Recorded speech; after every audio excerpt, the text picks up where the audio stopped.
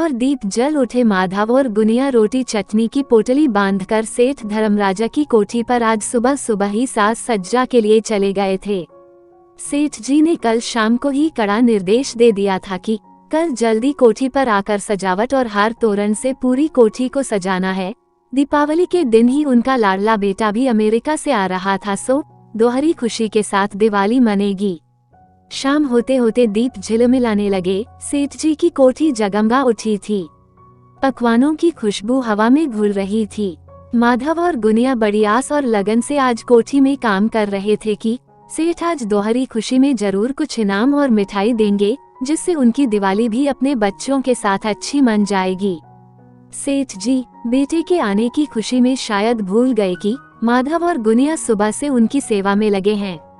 माधव और गुनिया जानते थे कि सेठ जी बहुत अच्छे हैं, लेकिन आज उन्हें वो दोनों याद क्यों नहीं रहे। सेठ जी के घर दावत जमी थी। बेटे के दोस्त और रिश्तेदारों के आने से खुशियों भरी चहल पहल मची थी।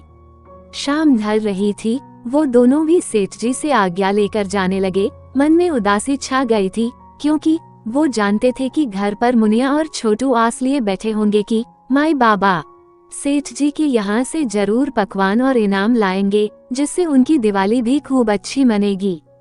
पास ही मजदूरों की बस्ती में उनकी झोपड़ी भी थी। दोनों बड़े भारी मन से घर की ओर चल दिए थे। लेकिन यह क्या, झोपड़ी दीपों से जगमगा रही थी। आसपास की झोपड़ियों में भी दिए जल रहे थे और बच्चे नए कपड़ों में पटाखे फुलझड़ी चला रहे थे।